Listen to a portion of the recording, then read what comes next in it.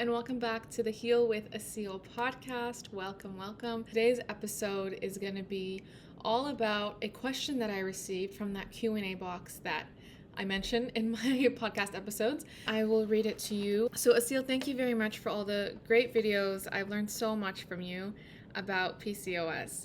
I really appreciate it. My question for you is, you mentioned something about eating in your last video, and I just want to know what's the preferred way to eat to heal PCOS. Okay, great. Well, thank you for the kind words. I know I usually talk about the energy healing side of PCOS, which is really important. The energy healing component helps you to find the perfect solutions for you because you're just tuning into your body, you are listening to your intuition, and you're just being guided to what your body needs to heal. Because the reason dis-ease starts in the first place, or a disorder such as PCOS, is because there's something out of order within the body, and it's kind of a gentle, or not so gentle sometimes, wake-up call to say, hey, we need to fix something going on in here. So the energy healing really helps you tune into that and heal it through that. But of course, eating is such a big part of it, and through my own journey of healing PCOS, I was naturally guided to the best eating practices, and I didn't even realize what it really was happening at the time. Eventually I developed into a process called intuitive eating because it became this whole process that just helped me so much, and then I started to share it with other people. Today I'm not going to be focusing so much on that because it is a whole process, but I'm going to give you guys the most important tip for PCOS healing. Now I can tell you about the whole intuitive eating process, but I think that comes at a next stage. I always love to keep things simple because I always say I get stressed out really easily and overwhelmed really easily. So my solution is always to keep things simple, and you might be the same. So in order to keep things simple for this video, the most important thing that I would focus on for PCOS eating is protein. Okay, is protein. So what does that mean? So let's say you have like chicken, like a protein, you have veggies, and you have rice. And this is your lunch or your dinner meal. You have that on a plate in front of you. Now what you're supposed to eat is you're actually supposed to start with the protein, and then you can mix it in with some veggies, or you start with the veggies and you mix it in with some protein. It's fine, doesn't matter. But then the carbs should come last. Okay, because what happens is that carbs, like if you have like a plate of white jasmine rice, for the most part are simple carbs, right? They're simple carbohydrates, which means they digest in your body as sugar. So yeah, you're not having a plate of cookies for lunch, but that rice part is being digested similarly. It's being digested as a sugar, as if you're eating a sugar, right? So with PCOS, especially with things like weight gain and insulin resistance, it's so important that we're not having those sugar spikes. And the sugar spikes, they come from us, eating sugar and like just starting with it. So you're coming to your meal and your body's just like, not digesting, not doing anything because you haven't eaten. And then you come to eat, and the first thing you're eating is the sugary component. What's going to happen is your insulin, your sugar is going to spike. It's going to go up so much higher because this is like the first thing that's coming in, and it's coming in bigger amounts. It's spiking. And then repeatedly having those sugar spikes, right, for breakfast, for dinner, for having a snack, it's like something with sugar, all these things repeatedly keeps going up, that insulin, you start to have insulin resistance. Okay, it starts being resistant to that, and then this is what causes weight gain, and you feel like, well, I work out, I'm going to the gym now, this is so frustrating because I'm still not losing weight, or I might even be gaining weight. This is all things to do with insulin. So it's so important that you want to balance that. So why do I say start with your protein? Even if you're vegetarian, you don't eat chicken, it could be like your tofu or an egg or whatever it is that you eat as your protein. You start with that, and then you bring in the veggies, and then you go to the carbs, right? The simple carbs, the sugar, the white rice or the noodles or the pasta or whatever you like to eat, right? Because then that way the spike won't be as crazy. It'll like gradually go up because you're having chicken, you're having protein, and then you're having veggies. It'll just like very gradually go up, and then by the time you introduce the carbs, it's not like a huge spike. It's just like incrementally increasing. So this is a really good way to heal, and this is so important.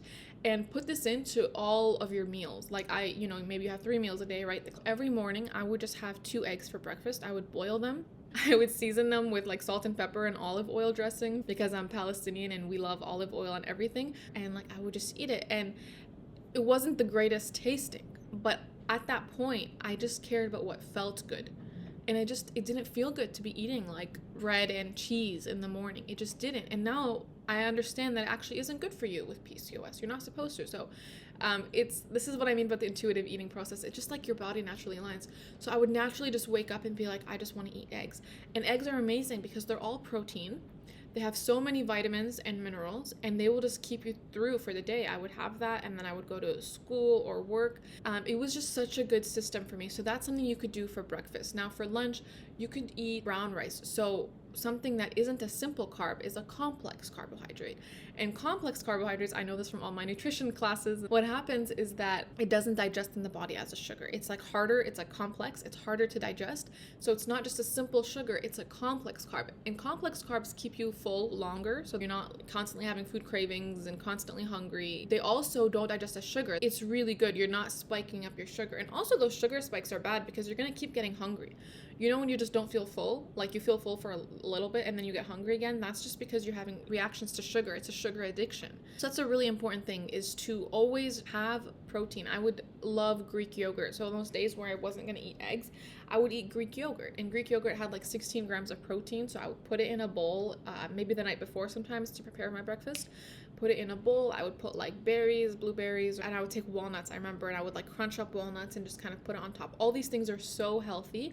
They digest as proteins and like healthy fats, and I would just eat it like that. Bread, for the most part, is a simple carb. It's just going to spike up your sugar levels, right? White rice, pasta, all these things that are like so common in our foods do that. Now, I've realized this question is such a good timing because I've just come back from Dubai. I was living in Dubai for just over a year, I think, and ever since I went there, I kind of didn't do my intuitive eating practices. I was so unsettled because it's not easy moving across the world by yourself, and although I was following my joy and I was manifesting and I was having so much fun, that was like probably one of the best experiences of my life. Eating wise, it wasn't always easy to find what I needed, and I kind of really just started to make replacements and eat whatever was available. By the time I got settled, I was already down this path of like poor eating that I just kind of stayed. So what I think happened is that my PCOS symptoms started to return because I did that for over a year, eating in that way. And so I feel like my PCOS symptoms started to return because I gained weight. It wasn't in the kind of way that like I could easily lose it, because whenever I gained weight, you could easily lose it. I know what to do. I know how to lose weight. I know it, and it works so well. But my practices weren't working anymore, and I was like, is this PCOS? Because I know with PCOS you gain weight and then it's hard to lose it. And I would go to the gym and I would do all these things and barely, like a few pounds, and then I would gain them back so fast. And that's, if I lost a few pounds, it was like I was really killing it at the gym, so I just started to recognize it was a little bit of PCOS symptoms, and it makes sense because my energy was kind of off, and the way that I was eating was off for a very prolonged time. I worked a lot there. I was always busy, so I didn't have time to cook. So I was always eating out and just doing a bunch of things that are just not beneficial. And so the PCOS can come back because if you have a susceptibility to it, you can heal it, but it might eventually come back if you really live out of alignment for a prolonged time, right? Which is what I did. And now I'm like waking up to this and I'm like, oh my gosh, like I'm not, the earlier you catch it, the better. So now I'm back into my, protein diet. Like I said, 2 boiled eggs, quinoa, and brown rice for lunches and for dinners, next to veggies and proteins. Just all these kinds of things that are complex carbs that are not going to mess with my sugar levels and that are going to bring me back to a level of stability and balance. And it can come back to that. It will. You just have to eat in that way for a prolonged time. And then after that, you don't have to keep doing that. So like, this kind of thing, you just do it for 6 months until you find really your body has healed and it's really found balance. And then you can slowly incorporate other things. And now some ways to help you do this is when you go to the grocery store, do not even walk in the aisle that has all the snacks and stuff. Like, this is what helped me a lot. Like, just don't even walk there. Like, you're walking through, go to your veggies. I spent a lot of time in my veggies section. I spent a lot of time in the meats section. I know that they say it's not good to have chicken when you're having PCOS because of the hormones and stuff. That's probably true. I do get the non-hormonal kind. It's a little bit more pricey, but it's worth it. It says on it like, oh, it wasn't fed antibiotics and hormones and stuff.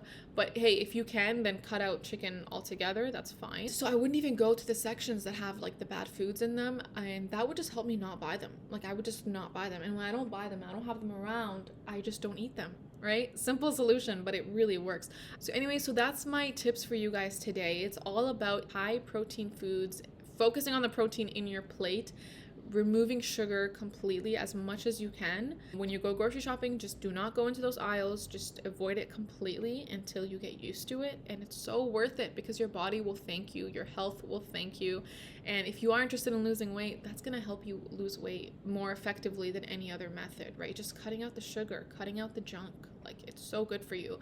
Ladies, it is so important to make these adjustments and to focus on really protein, nutritious food and to reduce the sugar, because it's those sugar things, the spikes and whatever, that's going to cause you cysts, that are going to cause you, if you have like acne or something, like they're what contribute to everything. They're what contribute to your weight gain and your insulin spikes and your inability to lose weight. So you want to cut it completely. You want to instead have protein rich foods and then watch your body just build itself back up. We were never evolved to be eating sugar the way that we are today. Like, we were never evolved like that. We are, humans eat protein and vitamins and minerals and fruits and veggies and nuts and seeds. Like, this is what we evolved to eat. So the way that we're living now is so out of the ordinary. It's so not normal. So anytime you feel like you're not normal for going to the healthy food section or going to the, skipping the aisles, the junk food aisles, believe me, you are normal and you are in accordance with humanity. You are in accordance with how we evolved and what has benefited us. It's really sad how not normal all the sugary stuff is, but how normal it's been made in society. Like, that's really sad. That's really bad for human health and for development and for our future. So believe me, you are normal. And this is normal. What's not normal is having a bunch of junk food and snacks in your cupboards and like that being the most important part of your grocery store shop. That's not normal, because you can train yourself, and this is part of the intuitive eating practice. You can train yourself to like not like that food and to see it for the disease that it is, right? So thank you so much for tuning in with me today. I hope this has been so helpful for you. Remember, you can always ask me questions in the Q&A box. I will leave it in the show notes in the description below. So thank you so much for tuning in today. I'm sending you a world of love and health and blessings, and I will see you guys in the next episode.